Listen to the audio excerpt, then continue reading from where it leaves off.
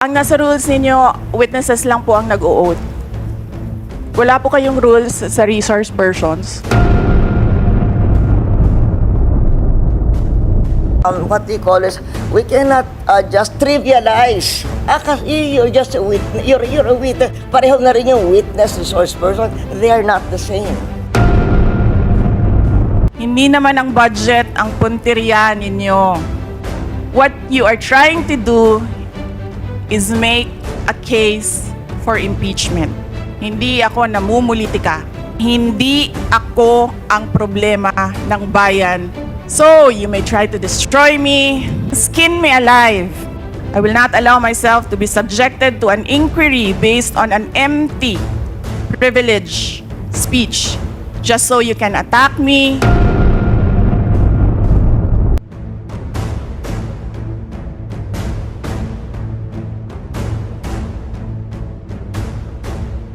Representatives and resource persons from the Office of the Vice President, COA, and DBM po. Thank you, ma'am.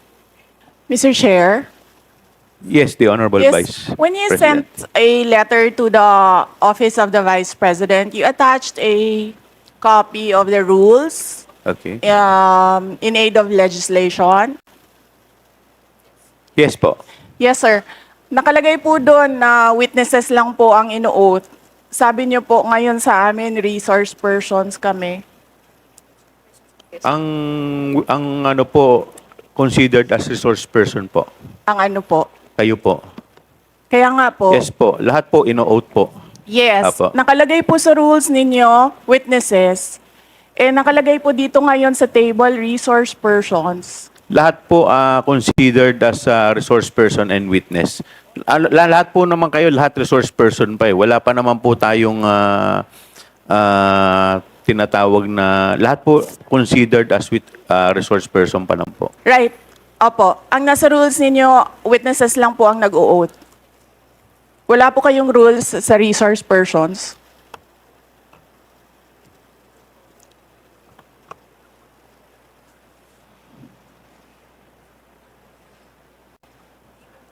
Ma'am, ano lang po yun eh.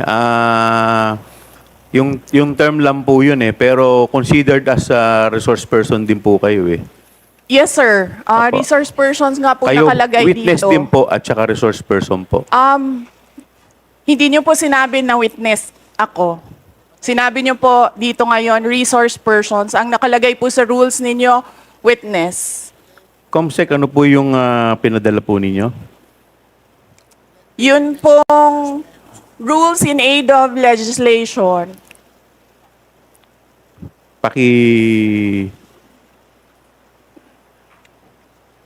Mr. Chair, point of order.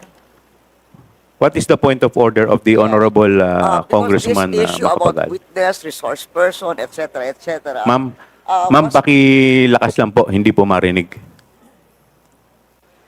Persons and accused has been taken up in previous legislative inquiries in aid of legislation. I want to quote a December 8, 2008 hearing in the Senate, where Senator Miriam Defensor Santiago had an opinion on a similar situation, but she quoted a Supreme Court ruling. So,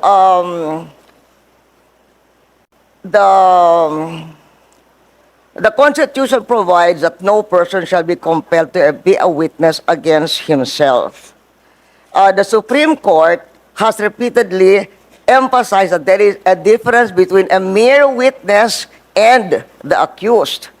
And it can appear from statements and privileged speeches that there is that a person who is the subject matter of an adverse privileged speech is not a mere witness or a mere person of interest, meaning a suspect. She is in fact accused of what seems to be a criminal case for violation of certain criminal laws, including malversation of public funds. And there is a case quoted in 2007, Standard Chartered Bank versus the Committee on Banks, where the court repeated the rule that an accused occupies a different tier of protection from an ordinary witness.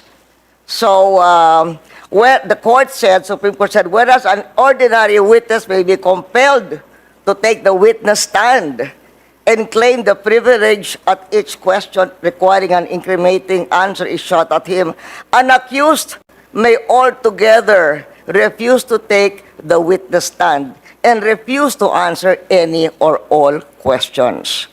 So that has been a supreme. And then there is a portion, the court explained that the right of the accused against self-incrimination also applies to respondents in administrative investigations such as legislative inquiries in aid of legislation. So that is the point of order I am raising, and there is a Supreme Court ruling to this effect. Thank you, Mr. With that, the chair declares 1 minute suspension. Recess.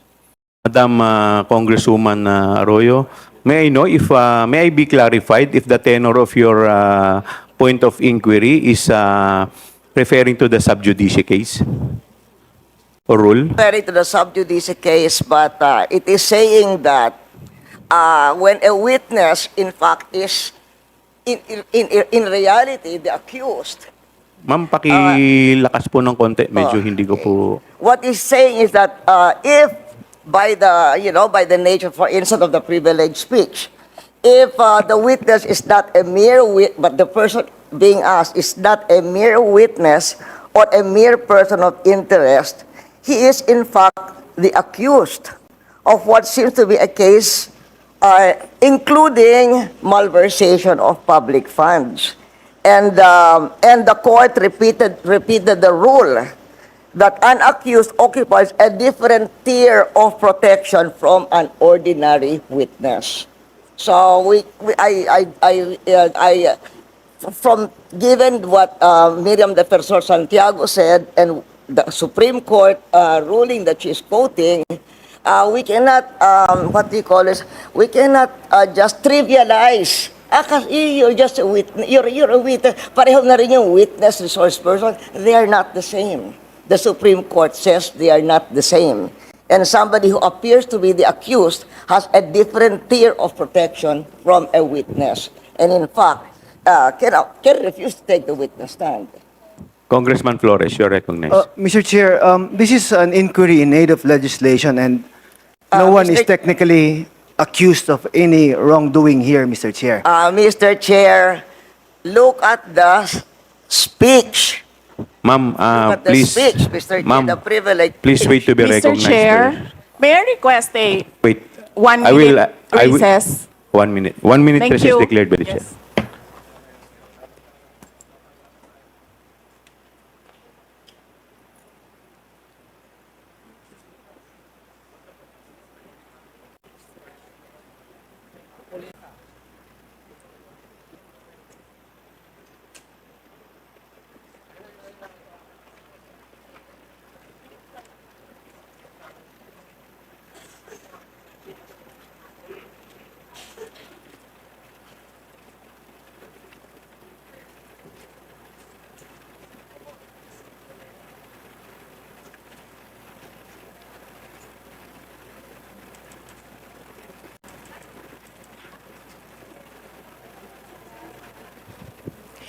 Mr. Chair, yes. Mr. Chair, Session resumes. Mr. Chair, may I speak? You will be given the opportunity later, Okay. Madam Vice President. In any event, the point of the Honorable Arroyo is well taken, but we will proceed to the oath taking. If the Vice President refuse to take her oath, we will respect that. In the meantime, Comsec, please proceed with the oath taking of the other witnesses.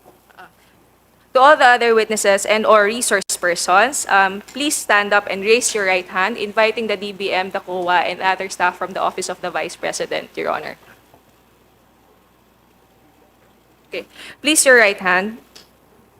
Do you solemnly swear For her message. Yes, ma'am. You are recognized, ma'am.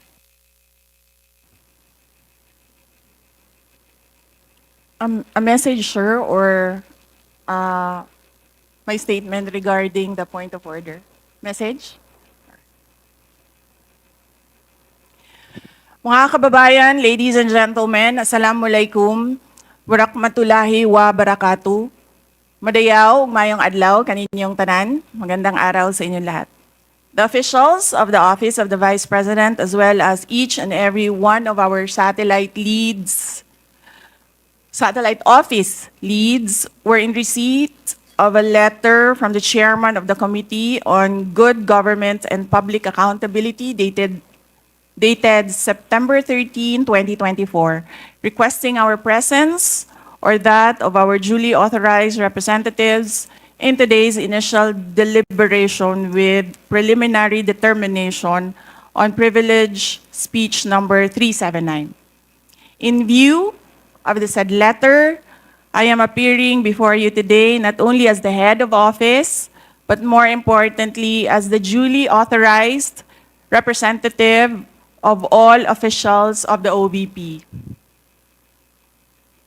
Simply because we have not done anything wrong. There is no misuse of funds.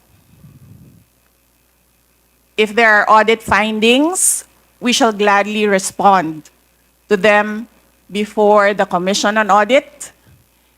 And if there are legitimate cases to be filed, then we shall gladly respond to them before the appropriate courts. In relation to this, may I just say that I take notice of the opening speeches and nasabi doon, there is a determination of misfeasance, nonfeasance, and malfeasance. And those are cases that should properly be taken in the courts of law.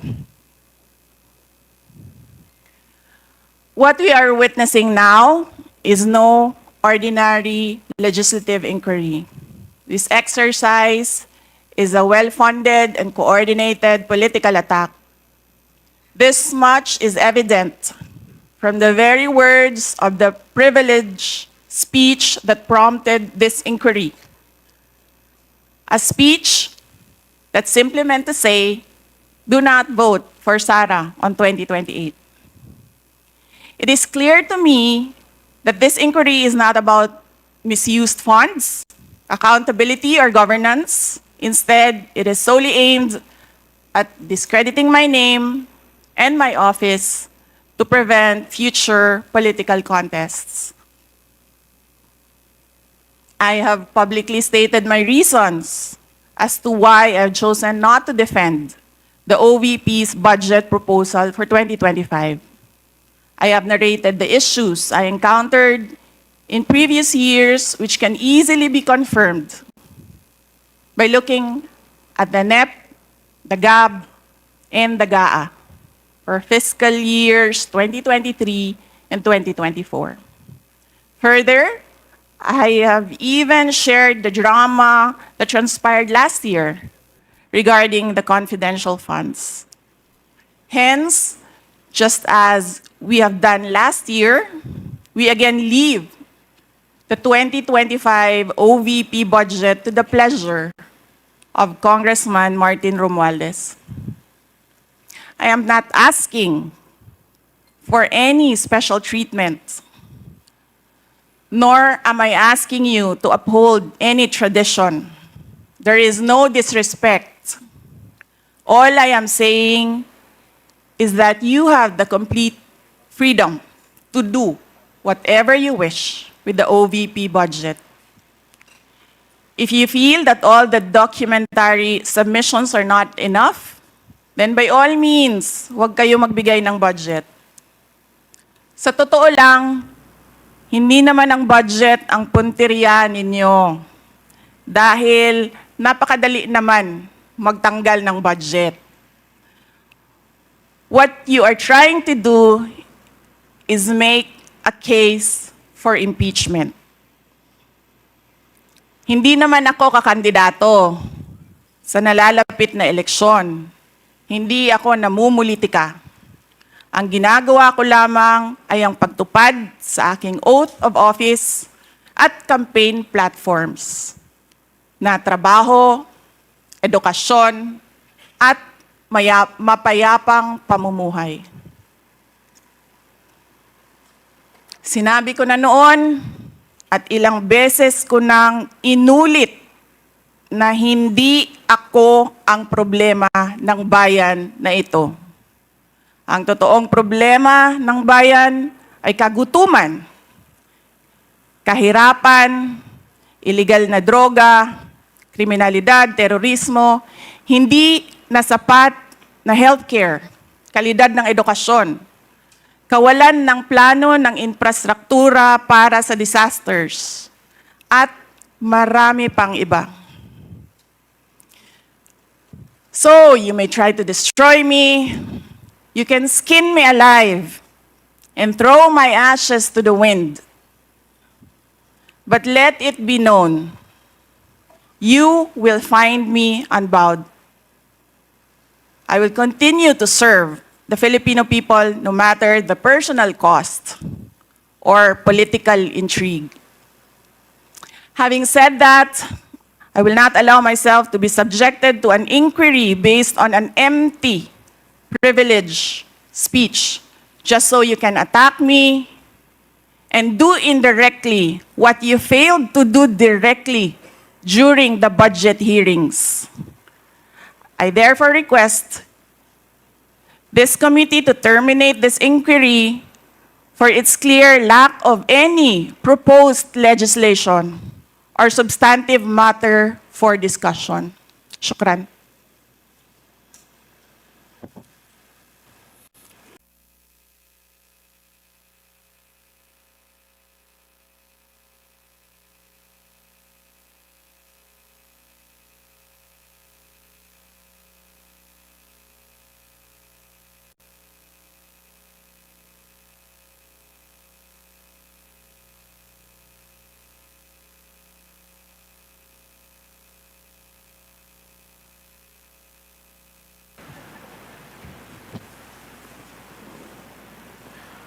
Session resumes.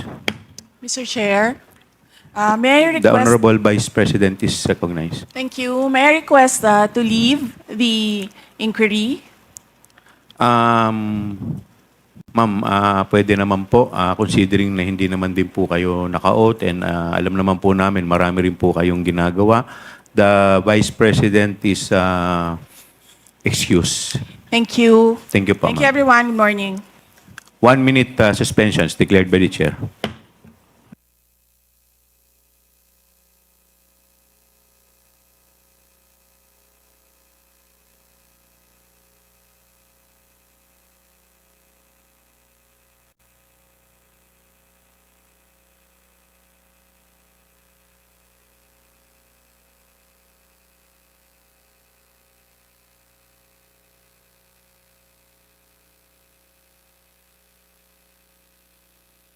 Thank you all for watching this here video. Please like and subscribe.